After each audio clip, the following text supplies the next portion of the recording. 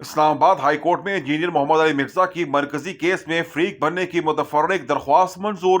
اسلام آباد high court نے engineer محمد علی مرزا کو گستاخی کا مرتکب قرار دینے کی اسلامی نظریاتی کونسل کی رائے کے خلاف زیر سماعت کیس میں فریق بنانے کی درخواست منظور کر لی۔ اسلام آباد ہائی کورٹ کے جسٹس محسن اختر کیانی نے انجینئر محمد علی مرزا کی متفرق درخواست پر سماعت کی، جس میں انہیں گستاخی کا مرتکب قرار دینے کی اسلامی نظریاتی کونسل کی رائے کے خلاف ڈاکٹر اسلم خاکی کی درخواست میں فریق بنانے کی استدعا دی گئی تھی۔ درخواست گزار کی جانب سے حافظ محمد طاہر ایوبی ایڈوکیٹ عدالت پیش ہوئے اور بتایا کہ درخواست پر رجسٹرار آفس کا اعتراض تھا، جو دور کر دیا گیا ہے۔ ہم صرف مرکزی کیس میں فریق بننا چاہتے ہیں۔ عدالت نے انجینئر محمد علی مرزا کی مرکزی کیس میں فریق بننے کی متفرق درخواست منظور کر لی۔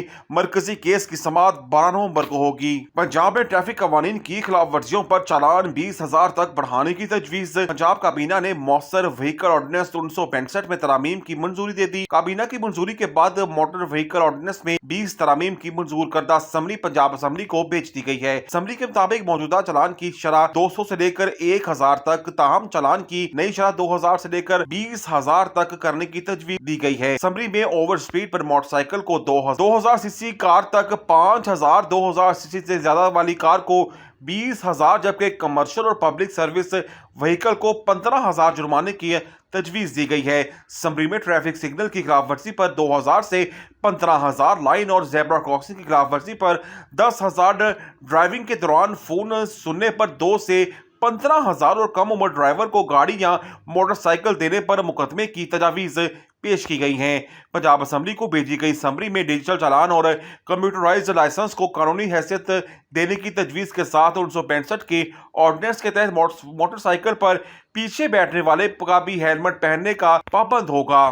پاکستان مخالف پروپیگنڈا پر بھارتی میڈیا بے نقاب، وزارت اطلاعات نے دعوے مسترد کیے۔ پاکستان مخالف پروپیگنڈا میں پیش مودی میڈیا کے جھوٹ کا پردہ چاک ہو گیا۔ وزارت اطلاعات پاکستان نے بھارتی مودی میڈیا کی پاکستان مخالف من گھڑت رپورٹس کا پول کھول دیا۔ فریب پر مبنی بھارتی نشریاتی اداروں فرسٹ پوسٹ اور نیوز 18 کے بے بنیاد دعووں کی حقیقت سامنے آ گئی۔ بھارتی میڈیا نے جھوٹا دعویٰ کیا کہ پاکستان کی عسکری قیادت نے امریکی حمایت یافتہ غزہ امن مشن میں اسرائیل سے $10,000 کا تقاضا کیا۔ نیوز 18 نے اپنی مضحکہ کے خیز رپورٹ میں پاکستان، موساد اور CIA کے درمیان مبینہ خفیہ ملاقاتوں کا حوالہ دیا۔ وزارت اطلاعات و نشریات کے مطابق پاکستان، اسرائیل یا امریکہ کی جانب سے ایسی کسی ملاقات یا مالی مذاکرات کا کوئی ثبوت یا سرکاری تصدیق موجود نہیں۔ وزارت خارجہ اور پاک فوج کے شعبہ تعلقات عامہ نے بھی فوجی تعینات یا کسی خفیہ ملاقات کی تردید کی ہے۔ سرگودا MNA کے بیٹے کی گاڑی سے حادثہ کا شکار 6 سال کا بچہ جاں بحق۔ سرگودا کے علاقے جیل روڈ پر پیش آنے والے افسوسناک حادثے میں مقامی رکن قومی اسمبلی کے بیٹے کی گاڑی کی ٹکر سے 6 سالہ بچہ جاں بحق، جبکہ 2 بچوں سمیت 3 افراد زخمی ہو گئے۔